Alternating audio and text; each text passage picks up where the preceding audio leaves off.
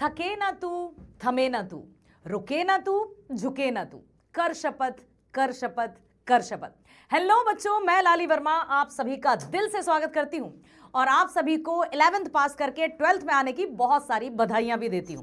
साथ ही साथ आज मैं लेकर आई हूं आप सभी के लिए class 12th Hindi syllabus overview. जी हां, जो बच्चे इलेक्टिव हिंदी या ऐच्छिक हिंदी पढ़ने वाले हैं वो बच्चे आज ध्यान दे लें कि आपके कोर्स में या आपके सिलेबस में कौन कौन सी पाठ्य पुस्तकें हैं। अब आप सोच रहे होंगे पाठ्य पुस्तकें, क्या एक से ज्यादा पुस्तक है? ओहो, कैसे पढ़ेंगे? अरे भाई फिकर नॉट, मैं हूं ना। सब मैं और आप मतलब हम दोनों मिलकर सब कुछ पार कर लेंगे। इसलिए ना थकना है, ना रुकना है, ना थमना है, ना झुकना है, हमेशा आगे बढ़ना है। तो बेटा, आप जो हिंदी इलेक्टिव या हिंदी ऐच्छिक पढ़ते हैं उनकी दो पुस्तिकाएं हैं। एक है हमारी मुख्य पुस्तक जिसका नाम है अंतरा भाग 2। बिल्कुल, आप पहले से परिचित हो सकते हैं क्योंकि आपने 11th में भी अंतरा भाग 1 पढ़ी होगी। तो ये हमारी मुख्य पुस्तिका है अंतरा भाग 1। ठीक है, हमारी पूरक पुस्तिका है अंतरा भाग 2 और पूरक पुस्तिका है अंतराल भाग 2। भाग 1 आपने 11th में पढ़ लिया। अब अंतरा में कितने पाठ होंगे? कितने, क्या कविताएं, कहानियां, बहुत सारा सिलेबस है मैम। अरे सिलेबस बहुत हो या कम हो, पहली बात तो इतना नहीं है, अब बहुत कुछ कम हो गया है। तो अब जो पाठ हमारे हैं वो बहुत मजेदार हैं सच में। जब हम पढ़ेंगे ना आप खुद देखेंगे कि अरे वाह, पाठ खत्म भी हो गया, हमें लगा जैसे कहानी और भी आगे बढ़ेगी। बिल्कुल इसी तरह आप सोचने वाले हैं। तो आइए सबसे पहले हम चलते हैं हमारी मुख्य पुस्तक अंतरा भाग 2 के पाठ की तरफ, पाठ सूची की तरफ। तो काव्य खंड में सबसे पहला जो पाठ है वो है छायावाद के आधार स्तंभ, जयशंकर प्रसाद जी द्वारा रचित देवसेना का गीत और कार्नेलिया का गीत। तो जहां जयशंकर प्रसाद जी हैं वहां श्रृंगार रस तो होगा ही, और श्रृंगार रस क्या है? प्रेम से भरा हुआ। अब देवसेना का गीत और कार्नेलिया का गीत, इसमें क्या बताया होगा? क्या कोई प्रेमी और प्रेमिका बिछड़ गए हैं? क्या देवसेना अपने प्रेमी की प्रतीक्षा में बहुत विकल्पित है या दुखी है? सब कुछ जानेंगे। उसके बाद जो दूसरा पाठ है वो भी छायावाद के आधार स्तंभ, जयशंकर सूर्यकांत त्रिपाठी निराला द्वारा रचित सरोज स्मृति। ये जो पाठ है ना बेटा, ये हमें भावुक कर देगा। क्यों? क्योंकि सूर्यकांत त्रिपाठी निराला की जो रचना है वो उनकी पुत्री या बेटी पर आधारित है। उनकी बेटी ही सरोज नाम की बेटी थी और किस तरह से उन्होंने अपनी पत्नी के निधन के बाद स्वयं को संभाला। उनकी बेटी थी, बेटी में बिल्कुल ऐसा लगता था, जब बेटी का विवाह हो रहा था तो उन्हें ऐसा लगता था कि बिल्कुल साक्षात उनकी मां का ही रूप है। लेकिन जब बेटी भी असमय मृत्यु को प्राप्त हो गई तो निराला जी एकदम टूट गए। बहुत ही भावनात्मक तरीके से इस कविता की रचना की है। जब हम पढ़ेंगे ना तब आप और अच्छे से समझेंगे। फिर हम जानेंगे सच्चिदानंद हीरानंद वात्स्यायन अर्थात अज्ञे जी द्वारा रचित यह दीप अकेला और मैंने देखा एक बूंद। दीप अकेला, क्या हुआ? दीपक तले अंधेरा और दीप तो अंधकार में रोशनी बिखेर देता है। फिर दीप अकेला कैसे हुआ? क्योंकि दीपक जलते ही अंधकार गायब हो जाता है। दूसरा है मैंने देखा एक बूंद, कहते ना बूंद बूंद से एक घड़ा भरता है। क्या इसमें भी कुछ ऐसा ही है? थोड़ा सा सस्पेंस रखते हैं। फिर हम चले केदारनाथ जी द्वारा रचित बनारस और दिशा। बनारस की सुंदरता, वहाँ का रहन सहन, जिंदगी की वास्तविकता, संसार में किस तरह से मनुष्य आपाधापी में लगा रहता है, इस बात से अनभिज्ञ कि जन्म है तो मृत्यु निश्चित है, फिर भी एक दूसरे से झगड़ा विवाद, कई तरह के मनमुटाव होते हैं। लेकिन इस कविता को पढ़ के हमें ये जरूर समझ में आएगा कि जिस जमीन के लिए, धन दौलत के लिए, मोह माया के पीछे हम भागते रहते हैं, आखिर वो सब कुछ यहीं रह जानी है। जीवन की वास्तविकता से यहाँ पर हम परिचित होने वाले हैं। दिशा भी बहुत बढ़िया कविता है। उसके बाद हम देखेंगे रघुवीर सहाय जी की वसंत आया और तोड़ो। वसंत आया तो समझ में आ रहा है कि वसंत ऋतु में प्रकृति मानो साक्षात लक्ष्मी जी का रूप धारण कर लेती है, दुल्हन की तरह सज जाती है, चारों तरफ रंग बिरंगे फूल दिखाई देते हैं, ऐसा लगता है जैसे कालीन बिछा हो। कभी पेड़ पौधों पर अलग अलग पत्ते हैं ना, कहीं हरी कहीं लाल, बहुत सुंदर प्रकृति नजर आती है। लेकिन ये जो तोड़ो है वो क्या तोड़ो? क्या पत्थर तोड़ो? ना। क्या तोड़ो? क्या बंधनों को तोड़ो? ना। तो किसको तोड़ो? हाँ, कुछ ऐसी बातों को यहाँ तोड़ने की बात की जा रही है जो आप पढ़ोगे तो समझ में आएगा कि अच्छा, शीर्षक देखकर तो ऐसा लगता था कि कुछ और ही तोड़ना है, लेकिन यहाँ तो कुछ और ही टूटा जा रहा है। उसके बाद हम चलते हैं काव्यखंड का अगला पाठ। तुलसीदास, संत कवि तुलसीदास, गोस्वामी तुलसीदास जी द्वारा रचित भरत राम का प्रेम। आपने रामचरितमानस में ये पढ़ा होगा, रामायण जो सीरियल आता था उसमें भी देखा होगा कि जब राम लक्ष्मण और सीता जी वनवास को चले गए थे तो किस तरह से भरत प्रभु राम के पास, भैया राम के पास आते हैं और उनको अयोध्या वापस लाने के लिए मिन्नतें करते हैं। लेकिन चूंकि पिता का वचन रघुकुल रीत सदा चली आई, प्राण जाए पर वचन न जाई, तो रघुकुल के या मर्यादा पुरुषोत्तम राम अपने पिता की आज्ञा से वन गमन करते हैं और जब भरत आते हैं तो दोनों भाइयों का जो मिलाप हुआ था उसमें सच्चा जो भ्रात प्रेम है वो दिखाया है।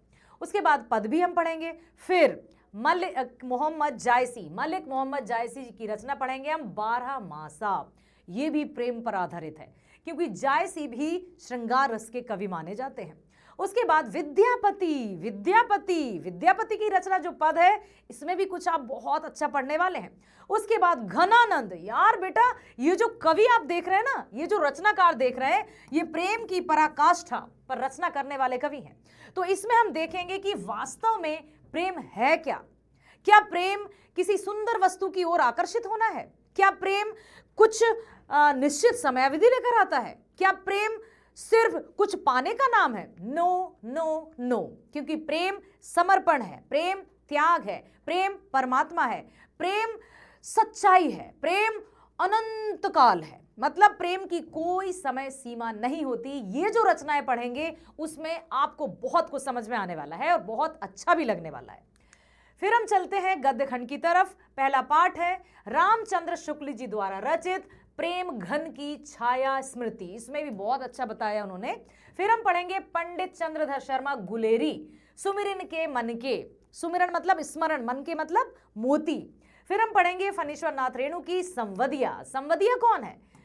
संवदिया मतलब संवाद करने वाला, ठीक है। संवदिया एक स्थान से दूसरे स्थान किसी का संवाद पहुंचाने वाला। पहले कोई पत्र का भी साधन नहीं होते थे, चिट्ठियां भी नहीं होती थी। अब मोबाइल्स और मैसेज की तो बात ही छोड़ दो।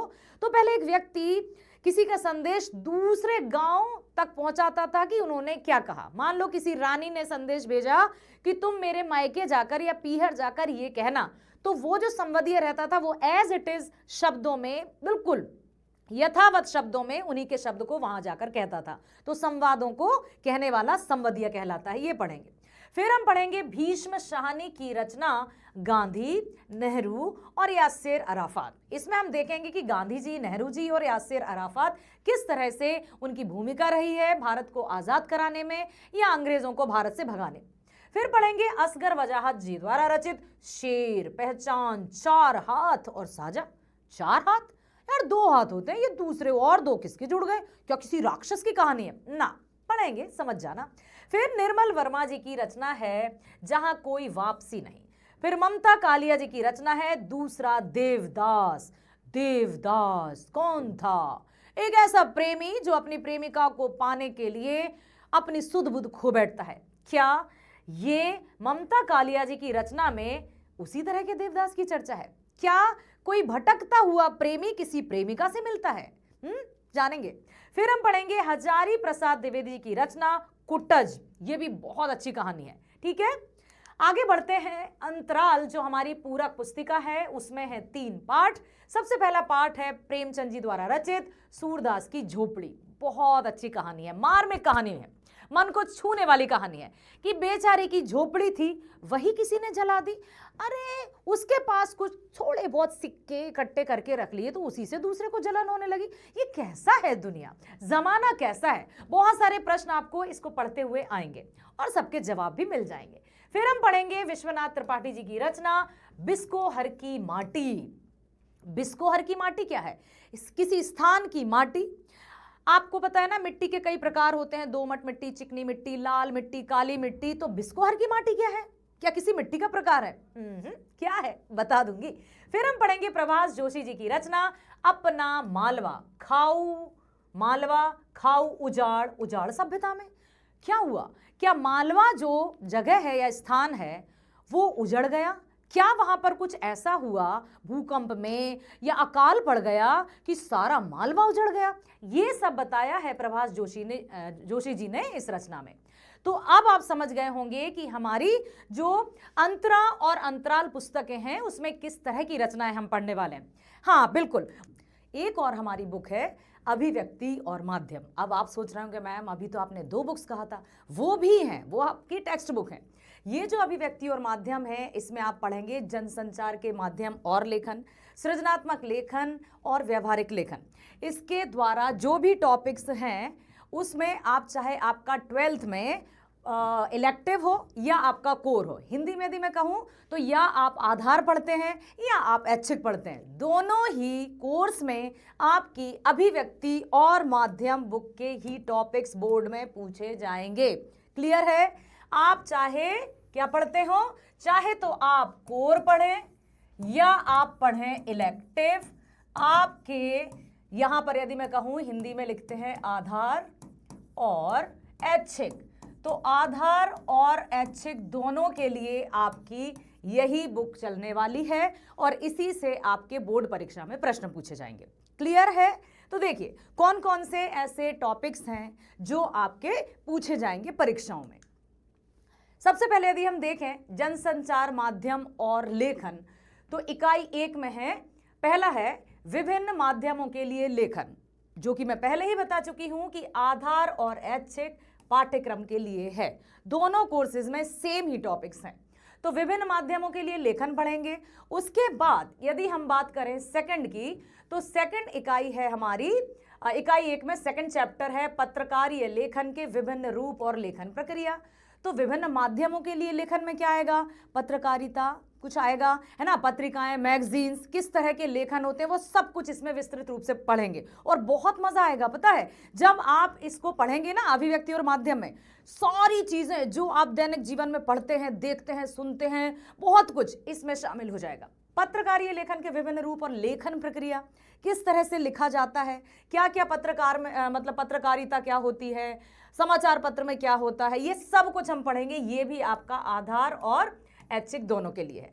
तीसरा हमारा अध्याय होगा या पाठ होगा विशेष लेखन स्वरूप और प्रकार।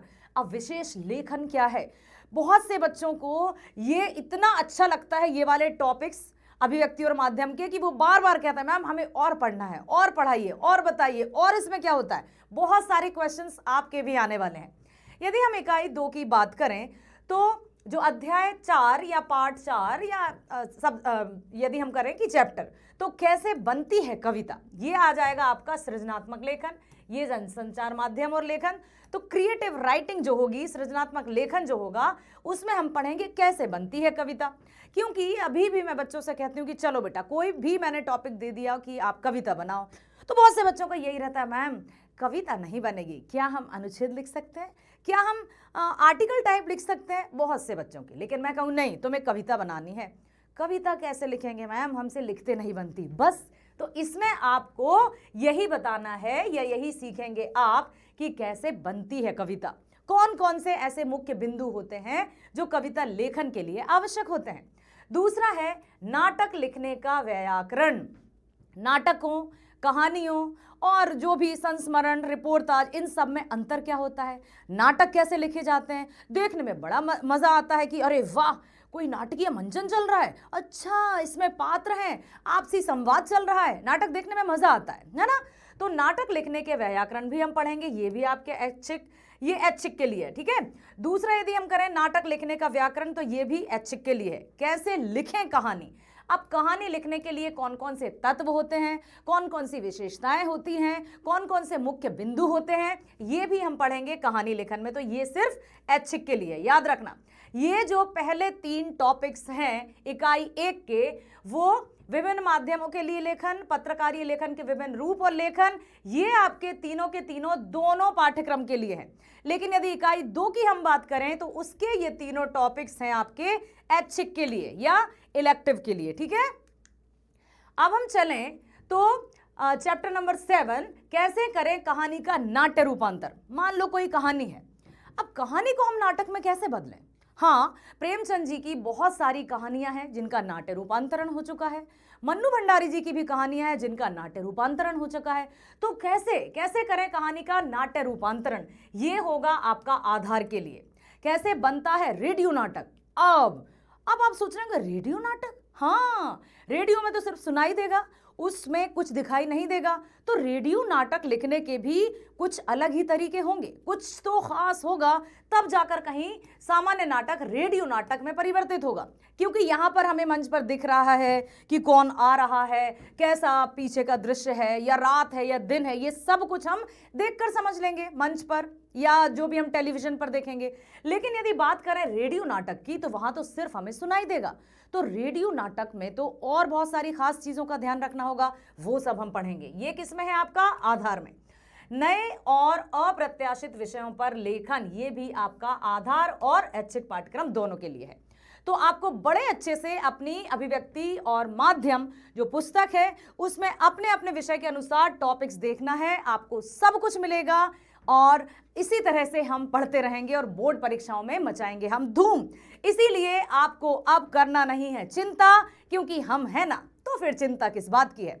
तो हमने क्या देखा बेटा, अपनी पाठ्य पुस्तक देखी, हमने आरोह, हमने वितान और अभिव्यक्ति और माध्यम के बारे में सब कुछ जान लिया है। तो अब क्लियर होगा कि आपका जो पाठ्यक्रम है या आपका जो सिलेबस है, आपको कैसे पढ़ना है, क्या पढ़ना है और इसमें क्या क्या शामिल है। कोई चिंता की बात नहीं ना।